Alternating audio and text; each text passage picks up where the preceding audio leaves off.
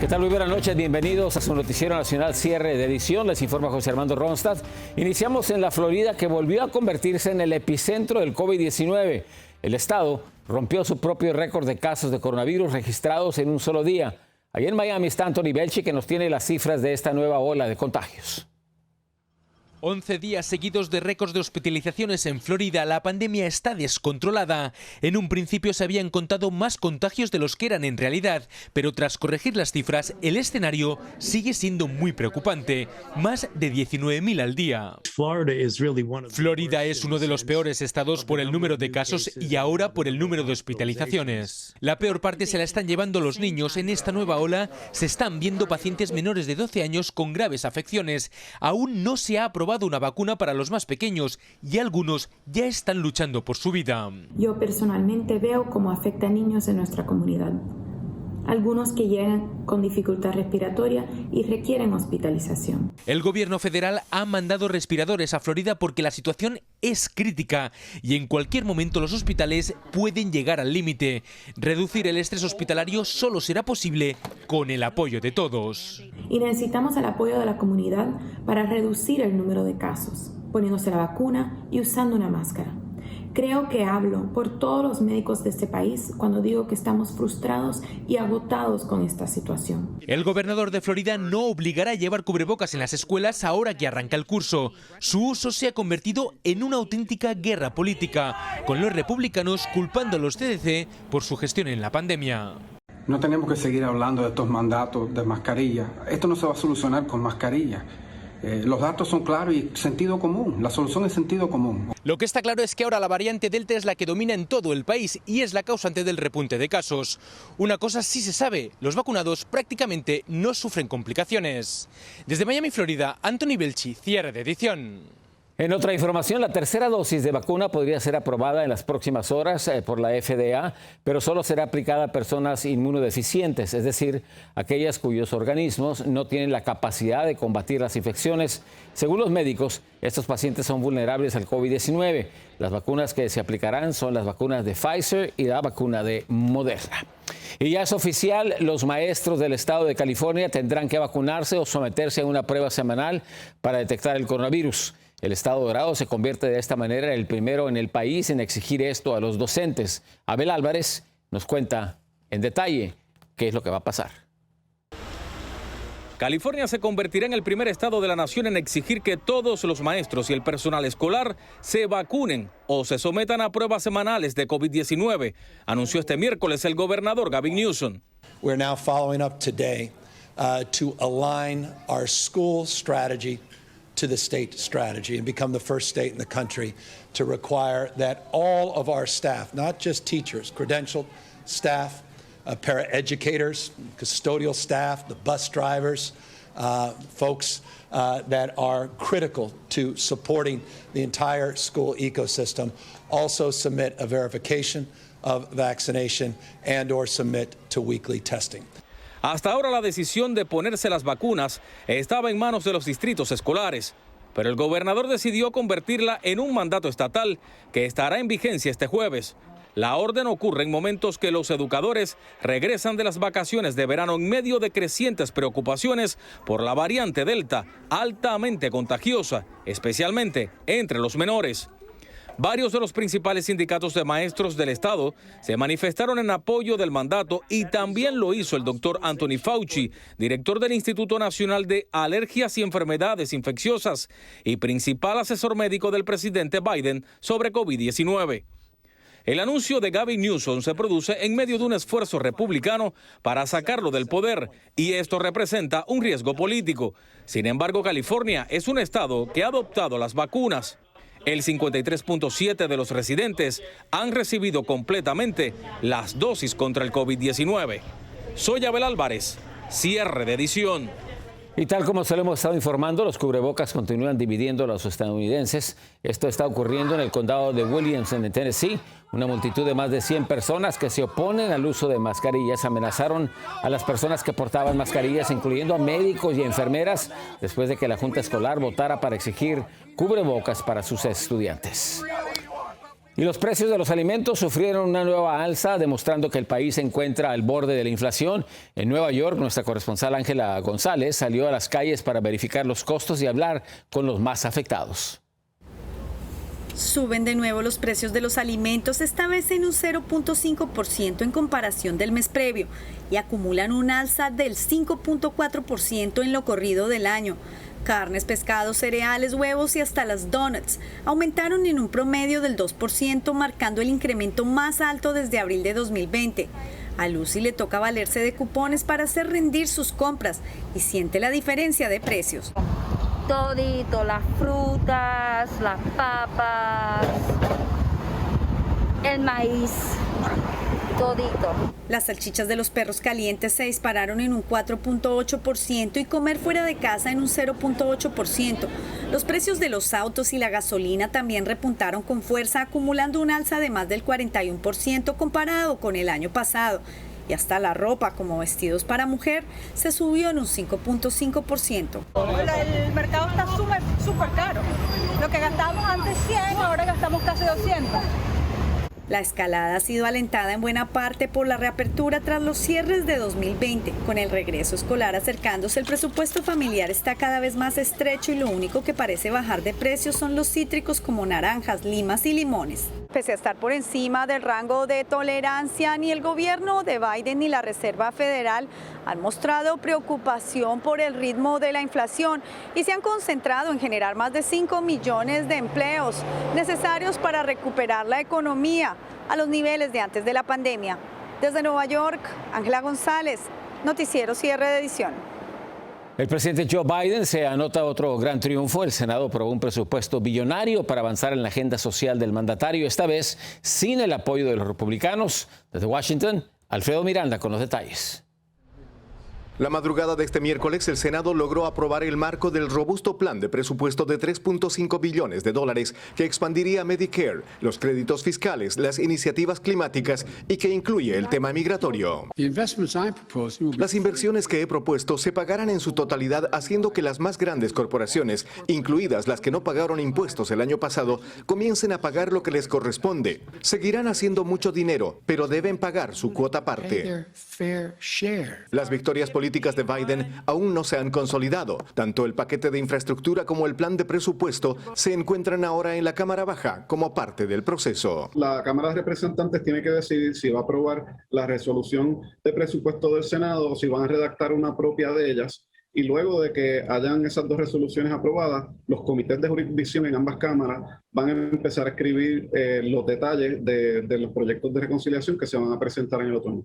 El activismo pro-inmigrante considera una victoria la inclusión de la reforma migratoria dentro de la resolución presupuestaria. Mucho trabajo para convencer a todos los senadores demócratas, a todos los de la Cámara Baja, demócratas que participaran en este proceso y que incluyeran inmigración.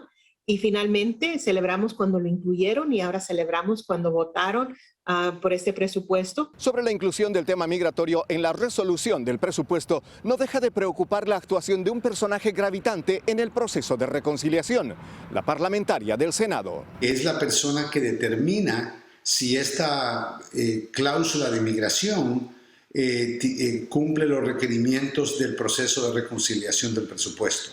Si no los cumple, la van a eliminar de la misma forma en que eliminaron la propuesta de los $15 de salario mínimo. La parlamentaria Elizabeth McDonough lo había eliminado por considerar que no se ajustaba a las reglas de reconciliación. Defensores de los inmigrantes dicen que en este caso existen otros argumentos. Nuestro tema es muy similar a los otros temas que están también incluidos. Entonces lo vemos, ¿verdad?, de la misma manera, que es la infraestructura humana, ¿verdad?, respaldar a la gente en este momento que más lo necesita, pues a nuestra gente migrante necesita ese camino a la ciudadanía. Se anticipa que el proceso podría demorar hasta mediados de otoño. Desde Washington, Alfredo Miranda, cierre de edición. En información de la República Mexicana, México tiene ya un nuevo embajador. El Senado confirmó al demócrata Ken Salazar luego de conocerse la noticia.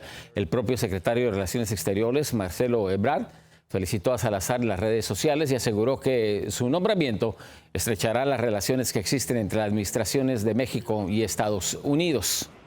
Y en este mismo contexto de acercamiento entre ambos países vecinos, el presidente mexicano Andrés Manuel López Obrador invitó a su homólogo estadounidense Joe Biden a que visite México a finales del mes de septiembre.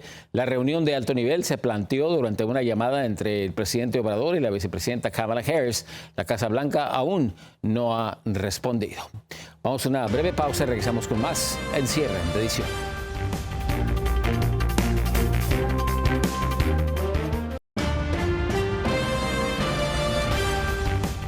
Miles de migrantes que llenan los albergues en la frontera de México están aterrados. Sicarios fuertemente armados están llegando a los sitios de refugio y temen que ocurra una masacre. Vamos a Tijuana, Baja California. Vicente Calderón nos informa. Era hora del servicio religioso cuando hombres armados irrumpieron en el albergue. Miré que pues se pusieron un poco agresivos y les comenté, pues, por favor retírense, pero todavía pensando de que eran de ahí del albergue, pero no eran de ahí. Preocupados, decenas de migrantes acudieron a la Comisión Nacional de Derechos Humanos para documentar oficialmente el incidente. Llegaron 4 personas armadas, entraron adentro de nuestro albergue y estaban buscando a ciertos inmigrantes. No encontraron a quien buscaban y se retiraron. Hechos similares se han reportado en otros albergues, pero no todos denuncian. El albergue Ágape cuenta con un protocolo de protección que incluye un botón para situaciones de emergencia. Nos dieron el mecanismo, pero el problema es que no funciona, no está funcionando. Nosotros puchamos el botón, ya ha pasado varias veces, y de gobernación de allá de México llaman a las autoridades acá y no acuden. Afuera de los albergues, los criminales acechan. Así lo constataron estos adolescentes que prefirieron no dar la cara por miedo. Nos hicieron alto las manos y nos usamos las manos y nos sacaron el teléfono, las carteras, todo, nos revisaron las bolsas, todo. Los jóvenes salieron por un momento a la tienda cuando unos sujetos los encañonaron. Estábamos bien espantados los dos y pues sí, dijimos que nos iban a matar, pues ya qué íbamos a hacer. El acecho de los albergues para migrantes se explica en parte porque en fechas recientes lo que más ha llegado han sido mexicanos huyendo de la violencia en estados afectados por el narcotráfico y el crimen organizado, principalmente de Michoacán y Guerrero. En Tijuana, Vicente Calderón, Noticiero Cierre de Edición. En otras noticias, la Organización de Naciones Unidas se mostró preocupada por la política de expulsión de migrantes implementada por Estados Unidos. La ONU asegura que la devolución de migrantes al sur de México bajo el título 42 pone a prueba la capacidad de respuesta humanitaria de la Casa Blanca. Además, la organización advierte que las familias corren el gran riesgo de regresar a los mismos peligros de los cuales han tratado de escapar en Centroamérica y en México. Y los agentes de la patrulla fronteriza tienen un temor de usar cámaras corporales. Según el sindicato que los representa, esto podría desencadenar una cacería de brujas al atrapar a oficiales, tal vez cometiendo abusos en contra de migrantes. De todas formas, la Oficina de Aduanas y Protección Fronteriza continúa con su plan de distribuir unas 6,000 cámaras este año entre todos sus agentes. Mientras tanto, a un mes del estallido social en Cuba, el Departamento de Estado estadounidense exigió la liberación de todos los presos políticos en la isla. Según un mensaje publicado por Twitter, afirman que existen más de 800 cubanos detenidos por manifestarse este pasado 11 de julio. Incluso hay reportes que indican que podrían ser cientos más los prisioneros. Gracias por seguir con nosotros. En breve regresamos con más información.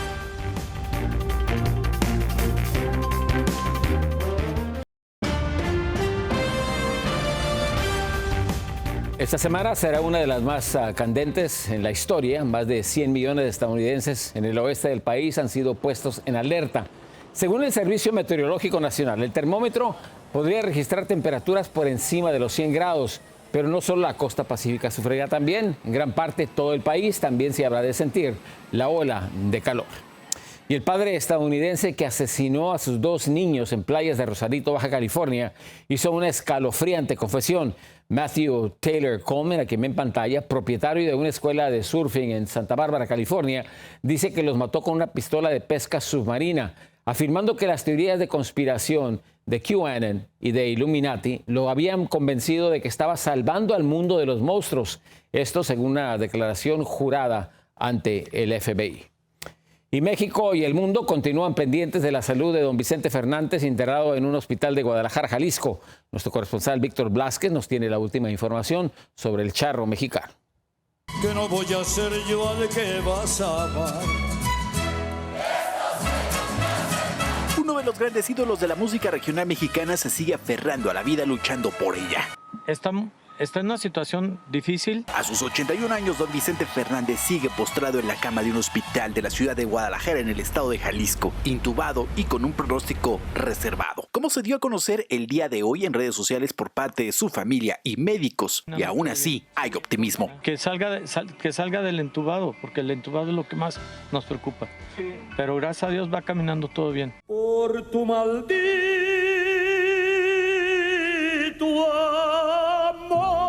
Así, México y el mundo sigue pendiente de la salud del intérprete de Por tu maldito amor, quien desde hace 6 días sigue delicado y su salud no mejora. Está en las mismas condiciones del parte médico que ustedes tienen. Estamos esperando que haya un avance el día de hoy. No hay evolución.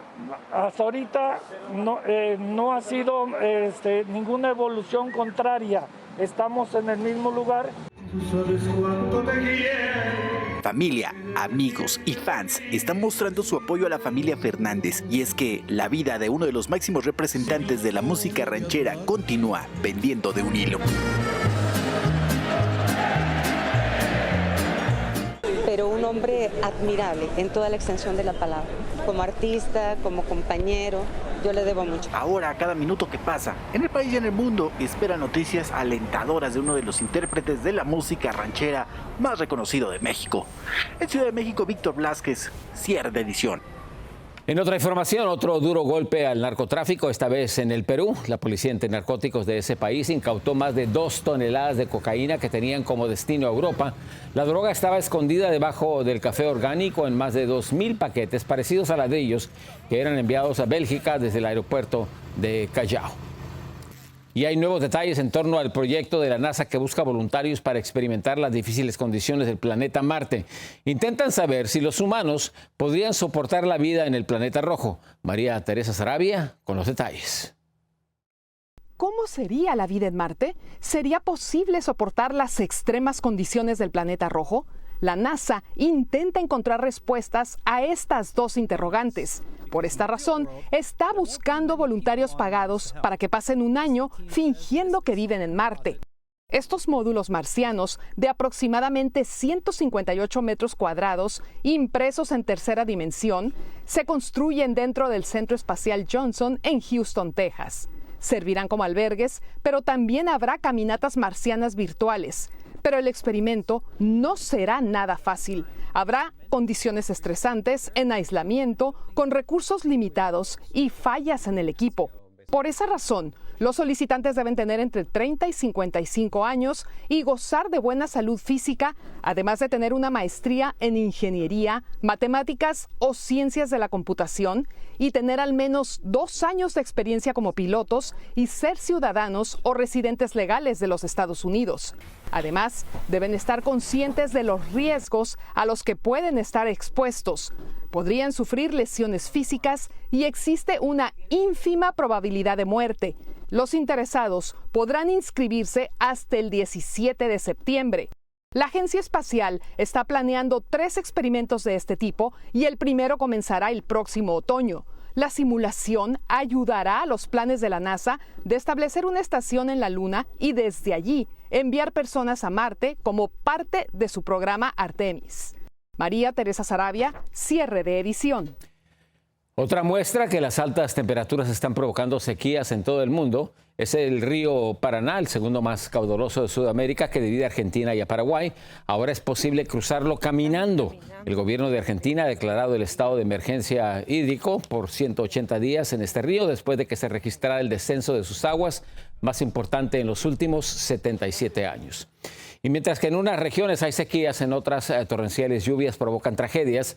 Las imágenes que les enseñamos muestran automóviles arrastrados por las corrientes del agua, mientras que la gente se encuentra prácticamente atrapada en los techos de sus casas. Esto ocurre en la costa norte de Turquía después de fuertes aguaceros. El año pasado, por lo menos 5 personas perdieron la vida en inundaciones precisamente en esta región.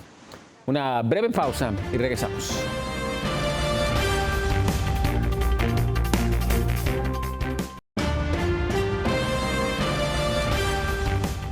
En el Zócalo de la Ciudad de México se está levantando la monumental pirámide del Templo Mayor. Es una estructura que ha sido construida para conmemorar el 500 aniversario de la derrota del Imperio Mexica ante los conquistadores españoles y la caída de su capital, Tenochtitlan.